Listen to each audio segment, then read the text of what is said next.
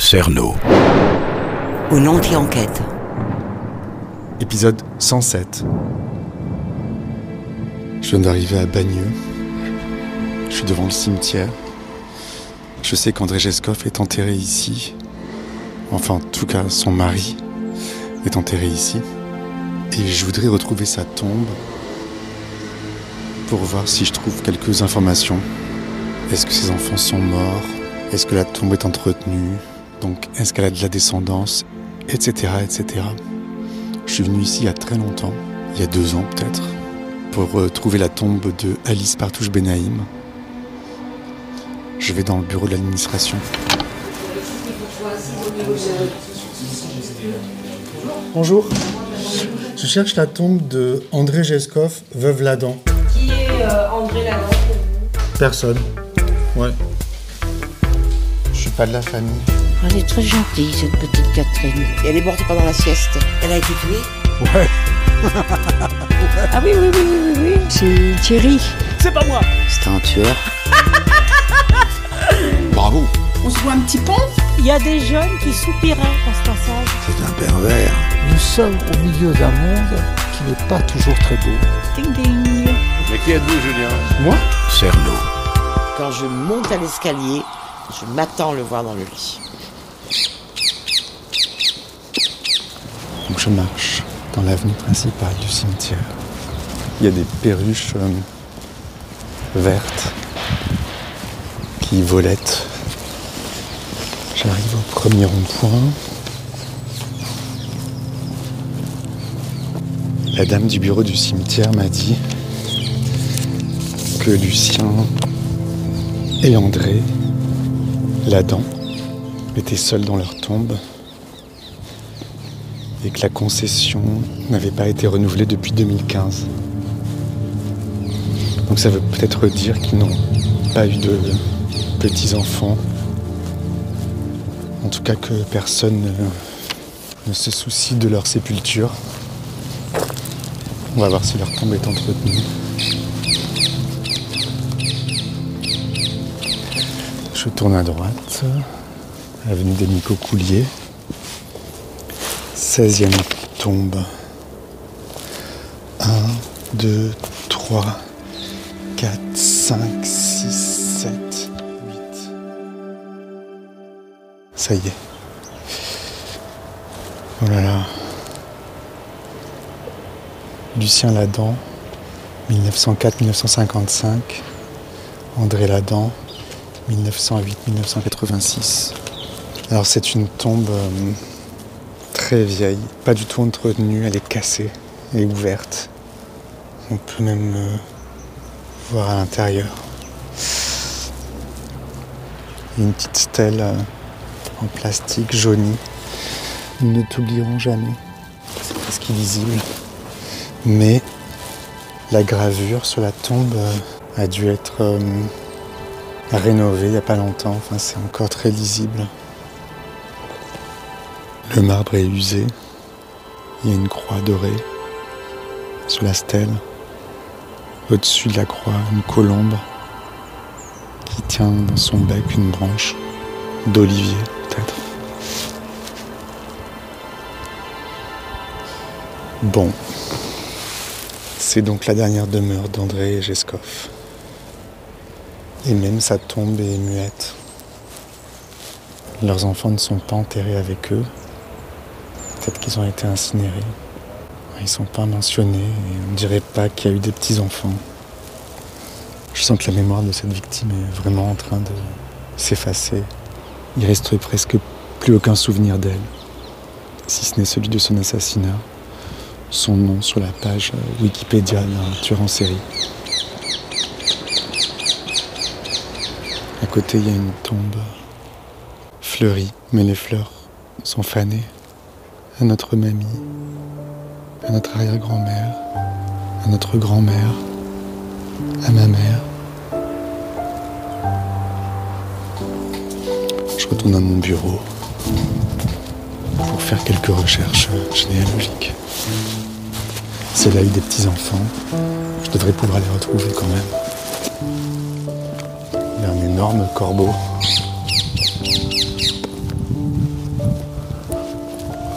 s'envole devant moi. «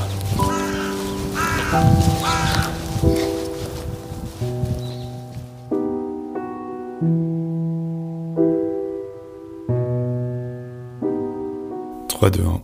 Alors après cette escapade au cimetière, je suis de retour à mon bureau et je poursuis mes recherches sur André Geskov. Alors je sais que Lisa Doll avait pas mal cherché de son côté ses descendants, mais sauf erreur de ma part, elle n'a rien trouvé. Personne de vivant en tout cas. Elle m'a écrit d'ailleurs aujourd'hui même pour me dire « Hello, je suis en train de rebosser la piste André Ladan né Geskov. Je viens de découvrir que son vrai nom de naissance est Geskov, sans E à la fin, et qu'elle avait 13 oncles et tantes, donc sûrement plein de cousins. Je creuse, bise. » Et puis il y a un autre auditeur qui s'appelle Noël L, qui m'écrit qu'après s'être abonné au Patreon, il avait eu envie de m'aider dans mes recherches. Voici ce qu'il me dit. De ce que j'ai trouvé, elle et son mari ont vécu leurs premières années de mariage dans le 14e, au 3, place de la Porte de Vanves. Ça, je le savais. C'est là qu'est née Jacqueline, leur première fille, qui, je pense, est toujours vivante. S'ils y vivaient dès 1931 et toujours en 1936, ce n'est pourtant pas là que sont nés leurs jumeaux, Lucien et Henri, puisqu'ils sont nés le 19 mai 1933 à Saint-Hilaire-la-Gravelle. Comme André et son mari n'ont pas déménagé entre 1931 et 1936, j'en conclus qu'ils sont nés là-bas, alors qu'André était parti rendre visite à de la famille, puisque la ville d'à côté est Moret, où elle est elle-même née. Dans le recensement de 1931, je me suis également aperçu que 2 autres personnes de la famille Ladan vivaient avec eux. Tu le sais peut-être déjà, mais sait-on jamais. Il s'agit de Robert et Aimé Ladan, jumeaux également, nés en 1916 et qui étaient en réalité le frère et la sœur de Lucien Ladan, le mari d'André donc. Ses parents étant décédés et son frère et sa sœur étant encore mineurs, ils ont été déclarés pupilles et Lucien en a eu la garde. Malgré tout, j'ai commencé quelques recherches du côté d'Aimé et Robert, aujourd'hui décédés, et je te tiendrai informé. Il est possible qu'ils aient eu des enfants qui sont toujours vivants.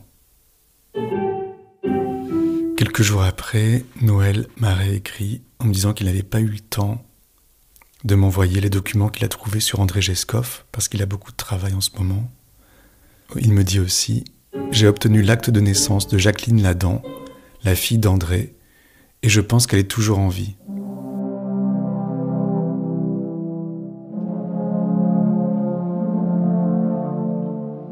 Il n'y a pas de mention de son décès en marge de l'acte, ce qui serait obligatoire si elle était décédée.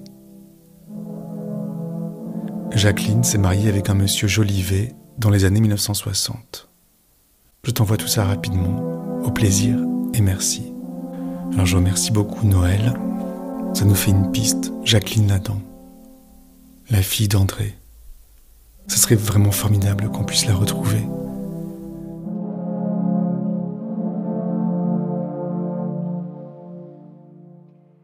« 3, 2, 1.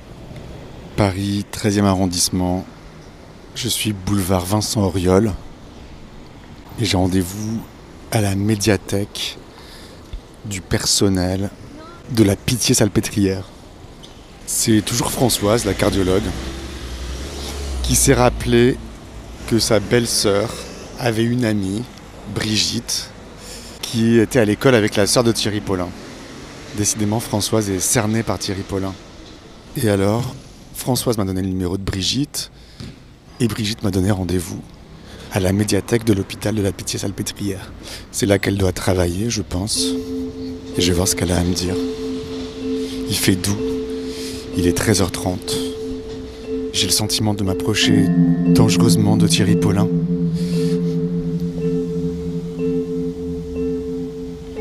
Donc je suis dans l'enceinte de l'hôpital de la Pitié-Salpêtrière. C'est immense. C'est comme une petite ville. Médiathèque. Bonjour. J'ai rendez-vous avec Brigitte. Oui, elle est derrière. Bonjour. André. Bonjour. Bonjour Julia, je suis Brigitte. Ah Brigitte, enchantée. Ça va? Voici Lily.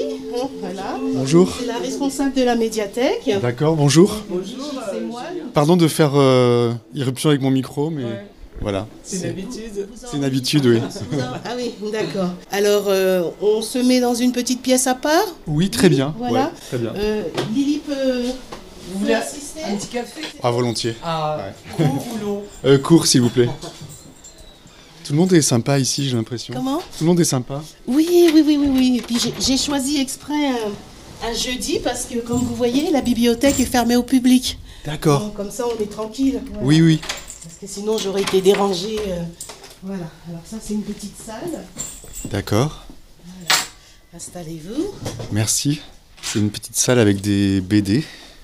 Oui, c'est une réserve en fait. Hein. Là, ce sont des livres jeunesse et ici, vous avez des bandes dessinées. D'accord. Voilà. Et puis, ça nous sert en même temps de petite salle de réunion. Oui, également. d'accord. Ça va se passer comment? Ce sera diffusé? Alors, c'est enregistré, c'est pas du direct. Et après, je fais du montage, beaucoup. Donc, je garderai tout ce qui est nécessaire, en fait. Oui, voilà. d'accord. En ce qui concerne Thierry Paulin, la personne que j'ai connue, je l'ai perdu un peu de vue. La dernière fois que je l'ai vu, c'était en 2003. Hein, voilà. Et comme j'ai pu ses coordonnées de la contacter, donc je voudrais pas dire, voilà, je nommerai pas son nom, je préfère que ça reste anonyme. Oui. Voilà, parce que comme j'ai pas son retour, quoi. Voilà. Oui, bien sûr. Vous voulez du sucre? Non, merci. Merci. Comme ça? C'est trop court ou un autre? Ah, c'est parfait. C'est parfait. J'adore ça. Merci. Alors, en fait, Lily, Oui. c'est elle qui est à l'origine de notre rencontre. D'accord. Voilà. Très bien. Non, parce que je connais Françoise. Ah, vous connaissez Françoise. Voilà. Et alors, comment vous êtes la belle-sœur de Françoise? Non, Non. c'est une amie à moi, Sophie, qui est sa belle-sœur. Donc c'est comme ça qu'elle m'a parlé. Elle a été amenée à me parler de vos recherches et de votre intérêt. D'accord. C'est ça, le départ de l'histoire. Ok, enchanté. Enchantée. Je vais vous laisser avec Brigitte, hein, tranquillement. Je pense que c'est mieux.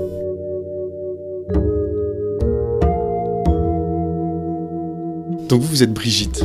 Oui, alors donc je suis Brigitte et alors ce qu'il faut savoir c'est que moi je me passionne beaucoup de tout ce qui est enquête criminelle, déjà en dehors de celle de Thierry Paulin, c'est devenu vraiment, je regarde toutes les émissions, toutes les histoires d'enquête criminelle. Et celle qui concerne Thierry Paulin, c'est parce que dans les années 80, donc moi j'ai 58 ans, donc dans les années 80, j'ai rencontré par hasard, enfin je suivais des cours, hein, je passais une capacité en droit et il y avait avec moi cette personne, une parente de Monsieur Paulin. Elle venait de Toulouse et ses parents avaient divorcé. Et sa maman était revenue à Paris et c'est pour ça qu'elle terminait ses études à Paris. Donc nous avons passé toutes les deux cette capacité en droit. Donc je m'étais douté qu'il y avait quelque chose qu'elle voulait cacher puisqu'on avait un trombinoscope avec nos noms et toutes les personnes où on était en cours et le sien, il n'y avait pas son nom de famille mais je ne pensais pas et un jour je lui ai posé la question, j'ai dit comment ça se fait que ton nom n'est pas mentionné et elle m'a dit je t'expliquerai un jour, elle ne me l'a pas dit tout de suite et après voilà, elle m'a fait cette confidence qu'elle était parentée avec Monsieur Paulin quoi. Donc c'est une parente de Paulin. Oui, voilà, c'est bien ça. Moi, quand je suis venu ici, je pensais qu'il s'agissait de la demi-sœur de Paulin. C'est ce que j'avais dit au début. Comme quoi, avec le temps, la mémoire, vraiment. Et c'est ma sœur mon beau-frère, qui est le mari de ma sœur, qui m'a dit non, c'était pas sa demi-sœur. Parce que ma sœur, la connaissait aussi, donc... et c'est là qu'il m'a dit que c'était... Une parente, vous dites. Voilà, une parente. Vous voulez pas dire... Voilà, je dirais parente. Mais sinon, si on s'était vu il y a 3 semaines, je vous aurais dit demi-sœur.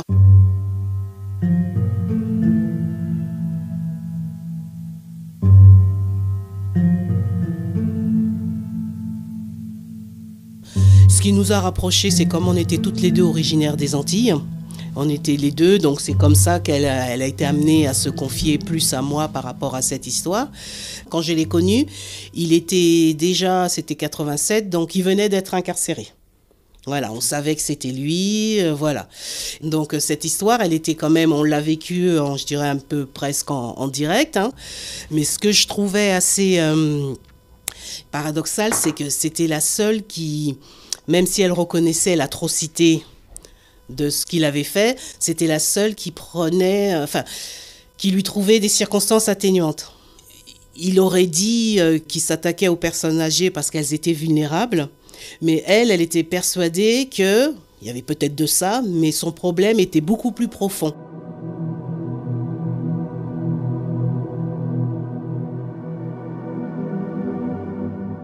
Puisqu'elle m'avait dit qu'il avait été élevé par sa grand-mère jusqu'à l'âge de 10 ans. Et apparemment, ça se passait bien, hein. Elle lui a donné de l'amour, elle l'a élevé comme une grand-mère pourrait élever son petit enfant. Comme elle commençait à devenir âgée, il avait 10 ans, il était un peu turbulent. Donc, du coup, elle a demandé à la mère, moi c'est ce qu'elle m'avait dit, hein, de le prendre. La mère l'a pris. Elle avait refait sa vie et avait d'autres enfants d'un autre homme. Et il y a tout de suite eu une différence. Il ne s'est jamais senti très bien.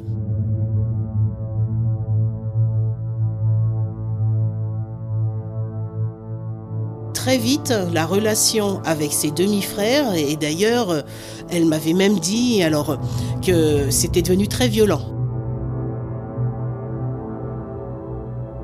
Et ensuite, après, la maman réclamait toujours de l'argent, une pension alimentaire. Ça, je sais qu'elle m'en parlait au père. Et le père, il lui a dit, bon, écoute, je vais faire mieux. Dans ces cas-là, tu me le renvoies. Donc, la parente m'a confirmé qu'ensuite, il est parti sur Toulouse chez son père. Son père a essayé de le cadrer un petit peu, mais elle insistait bien sur le fait qu'il regrettait d'être parti de Martinique. Lui se sentait déraciné en quelque sorte. Oui, déraciné, et puis il n'a jamais pu trouver une place parce que du côté de sa maman, quand il est arrivé, sa mère avait refait sa vie, il y avait d'autres demi-frères et sœurs, donc il ne trouvait pas sa place. Et du côté du père, c'était pareil. Il y avait d'autres enfants, il avait refait sa vie aussi, le père. Donc, il n'y arrivait pas. Mais cependant, c'est quand même chez le père, d'après elle, où il est resté un petit peu plus longtemps. Le père a quand même essayé. Puis après, quand il l'a mis à la porte, là, c'était vraiment... C'était la fin. Je ne sais même pas s'il l'a revu après, quoi. Voilà.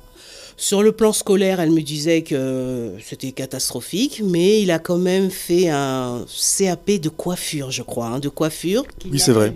C'est ça, hein, ouais, qu'il n'a pas réussi à avoir. Hein, mais bon, en tout cas, il avait cette formation, c'est ce qu'elle m'avait dit. Et puis ensuite, après, elle l'a un peu perdu de vue. Et puis après, je pense que la suite, on la connaît. Hein, il est parti sur Paris. Bon, il a travaillé un petit peu. Et c'est là que les horreurs ont commencé. Plusieurs dames seules et âgées ont trouvé la mort de façon violente depuis un mois dans un périmètre de 1500 mètres autour de la butte Montmartre. La police enquête. Pour l'instant, elle ne semble pas posséder d'éléments véritablement significatifs. Et ensuite, après le reste, ça ce sont les faits divers. Et il y a une chose qu'elle m'avait dite, que j'avais trouvé un peu surprenante, c'est qu'elle était persuadée qu'on lui avait injecté le virus du sida. C'est ce qu'elle disait, hein, voilà. Pour elle, ça aurait été, je lui dis, mais c'est quand même incroyable, comment tu veux qu'on puisse... Elle me dit, c'est facile, enfin bon, bref, c'était ce qu'elle pensait, quoi. Elle était dans une espèce de déni, peut-être. Oui, je pense, parce que je lui dis, mais quand même, il a avoué, il n'a pas... Voilà. Et voilà. Alors, c'est plus que du déni, c'est presque du complotisme. Oui, mais ceci dit, elle reconnaissait quand même que c'était horrible ce qu'il avait fait, hein. Elle reconnaissait quand même. Hein. Alors d'un côté, elle avait aussi de la peine pour les personnes âgées qu'il avait tuées. Elle minimisait un peu sa participation, elle rejetait plutôt tous les actes de cruauté, elle les rejetait sur Mathurin, son compagnon. Et elle m'avait dit oui, de toute façon, parce qu'il y avait malheureusement une personne âgée qui avait été tuée dans des conditions absolument atroces, qu'on avait fait avaler de l'acide ou de l'ammoniac. Du Destop. Voilà, du Destop. Et ça, pour elle, c'était pas Thierry, c'était Jean Thierry. C'était Mathurin qui avait fait ça. Elle disait que, même s'il tuait, mais le bourreau, c'était plutôt Jean Thierry. C'est vraiment ce qu'elle disait, quoi.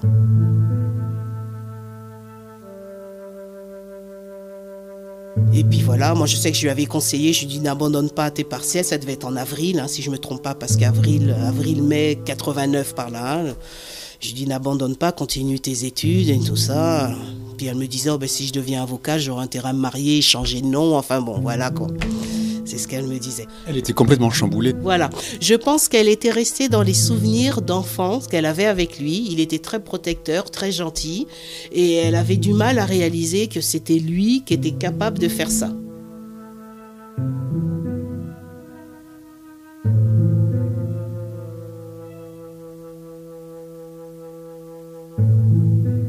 Mais je voudrais revenir sur ce que je vous disais. Elle pense qu'à travers ses grands-mères aussi, sur le plan psychologique, elle était persuadée qu'il se vengeait de sa propre grand-mère, qu'il a considéré comme un abandon. Elle pense que c'était ça parce qu'elle se souvient de quelques souvenirs de lui quand il est arrivé sur Toulouse. Elle était un peu plus jeune que lui. Mais lui, il voulait retourner chez la grand-mère. Et je pense qu'il a essayé d'en parler, et c'était pas possible. Donc pour lui, il l'a ressenti comme un rejet. Parce qu'habituellement, on dit que sa grand-mère le maltraitait, mais vous dites l'inverse, qu'au contraire, elle lui donnait beaucoup d'amour, et le fait qu'elle l'ait lâché, voilà. il s'est senti perdu probablement. Oui, effectivement. Moi, j'ai jamais entendu de maltraitance vis-à-vis de la grand-mère, vraiment. D'après la parente, en tout cas, je sais que elle l'a connu petit, il devait avoir 2-3 ans d'écart, donc il en parlait tout le temps. Il voulait repartir, ça c'est sûr, il voulait repartir et ça vraiment il en voulait à sa grand-mère. J'ai plutôt entendu, c'est elle qui me disait, elle commençait à prendre de l'âge, il était un peu turbulent, donc voilà, c'est pour ça qu'elle s'en est débarrassée, quoi. Ouais. Mais maltraité, non. Il faut savoir que aux Antilles, à cette époque-là, la génération de cette grand-mère, l'éducation elle était très dure, Il fallait obéir, il fallait vraiment... moi je me souviens que ma mère me disait, lorsqu'elle allait faire une course, mon grand-père il crachait par terre alors qu'on était sous 30 degrés, il fallait qu'elle soit revenue avant que le crachat soit sec. On éduquait les enfants vraiment très très durement. Alors est-ce que c'est ça qu'il a... Bon, il a peut-être mal vécu, mais en tout cas, d'après elle, il adorait sa grand-mère. Elle m'avait dit à l'époque, et c'est marrant parce que quand j'y repense aujourd'hui, elle m'avait dit oui, tu vois, parmi toute la liste des grand-mères, il n'a pas tué une seule grand-mère noire. Alors je lui dis, tu es sûre? Mais en réfléchissant, Julien, je me dis, mais pour qu'il y ait une grand-mère noire dans les années 80, il aurait fallu qu'elle soit née en France dans les années 20. Et à cette époque-là, il y avait très peu franchement, il y avait très peu de noirs antillais. Enfin, en 1920, née en 1920, c'était très rare. C'est après, sur le coup. Mais pour elle, elle me dit, je ne pense pas qu'il aurait tué une grand-mère noire. Vous voyez, elle allait vraiment jusque-là. Ouais. Elle pensait pas qu'il aurait tué une grand-mère noire. Voilà. Pour moi, c'est parce qu'il n'y avait pas de grand-mère noire, ou alors vraiment très peu. Ça se trouve s'il en avait rencontré une, mais elle disait ça en fait. Je comprenais pas trop bien. Et en même temps, il se vengeait de sa grand-mère. Il y avait un peu d'incohérence dans ce qu'elle disait.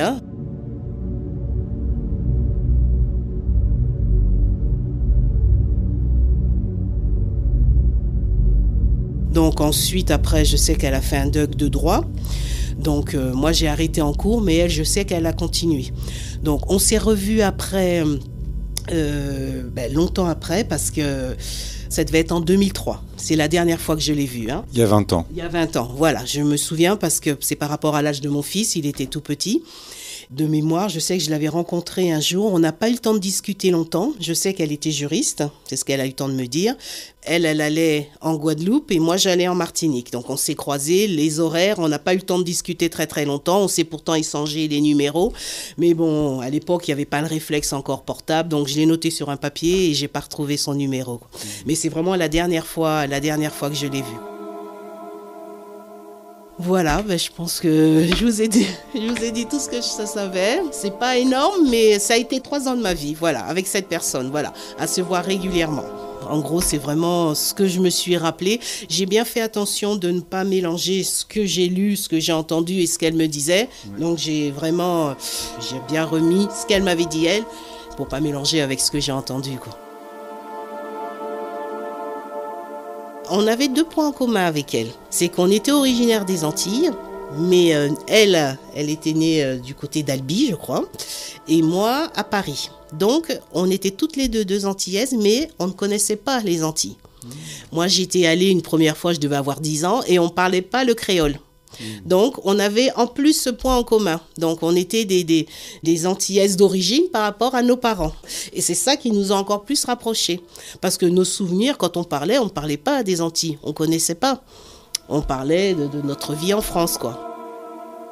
Et votre famille, elle était originaire de Martinique ? Alors, de Guadeloupe. De Guadeloupe. Et en fait, ma mère, elle est venue en France, ce qui est assez particulier, et c'est pour ça que c'est toujours très difficile. Elle est venue en France pour se soigner, en fait. Elle est arrivée en France à la fin des années 50, elle était toute jeune, et elle souffrait, alors aujourd'hui, on va dire bronchite asthmatiforme, mais à l'époque, on pensait que c'était la tuberculose. À l'époque, c'était pas l'avion, fallait prendre le bateau. Donc, ils ont payé, elle est partie 3 semaines avant d'arriver au Havre. Et du Havre, ensuite, elle est arrivée à l'hôpital Hôtel-Dieu, dans le 4e arrondissement. Et c'est là qu'elle a été soignée. Quand elle est arrivée, on l'a mis directement au sanatorium. Et après y être restée pendant une bonne dizaine de jours, ils se sont rendus compte qu'elle n'avait pas du tout la tuberculose. C'est une chance qu'elle ne l'ait pas attrapée. Elle allait retourner, elle, en Guadeloupe.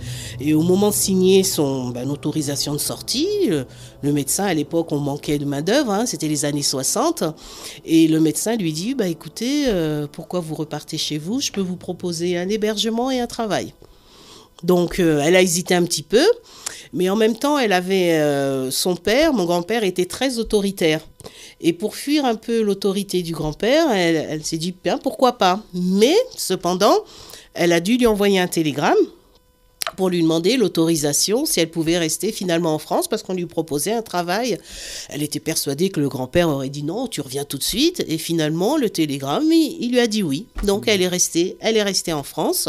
Et c'est comme ça que je suis née en France, ma sœur aussi, dans le 4e, à l'hôpital Hôtel-Dieu, où elle travaillait d'ailleurs, dans le 4e arrondissement. Donc ça, c'est son histoire. Et l'histoire... Vous êtes née à l'Hôtel-Dieu? Oui, voilà, dans le 4e. Et l'histoire de la parente de Thierry Paulin était à peu près pareil aussi. En fait, on avait un statut, parce qu'on s'est assimilé immigré, parce qu'on avait une couleur de peau différente, et les gens nous disaient, on nous ramenait un peu à ça, donc on disait, oui, on est des immigrés, mais en même temps, contrairement à ce que font les autres familles immigrées, nous, on ne partait pas aux Antilles. Vous vous considérez comme immigrée alors que vous êtes française? Oui, effectivement. La Guadeloupe, c'est français. Effectivement, mais à l'époque, moi j'ai traversé les années 70, enfant, on vous disait toujours, retourne dans ton pays. Je disais à ma mère, mais c'est quoi notre pays? Mais oui, c'est une petite île, voilà. Avec ça, et elle avait subi la même chose aussi, mais un petit peu moins violent pour elle que moi par rapport en région parisienne. Voilà. C'est-à-dire, est-ce que vous pouvez raconter comment on vous a traité? En comparant, alors ce qui est assez surprenant, c'est qu'on comparait toutes les deux.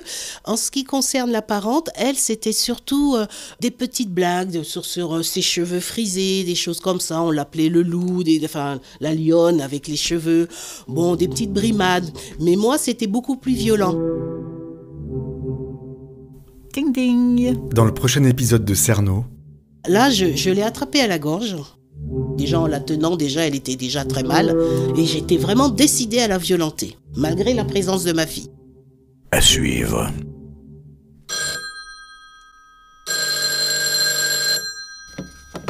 Ouais. Merci à l'anti-inspecteur Pierre Mouchel qui m'a aidé à réaliser cet épisode. Il avait une nonchalance comme ça, il travaillait que le soir. Ainsi qu'à tous les contributeurs au Patreon. Alors il y a évidemment un des grands cinéastes, dont je tairai le nom, mais plusieurs qui ont eu des palmes d'or à Cannes. Il y a aussi un tiers de Bobo. Rendez-vous dans 15 jours pour la suite de nos aventures. D'accord. Et n'oubliez pas... Ne laissez pas traîner vos grands-mères. Ne laissez pas traîner vos grands-mères.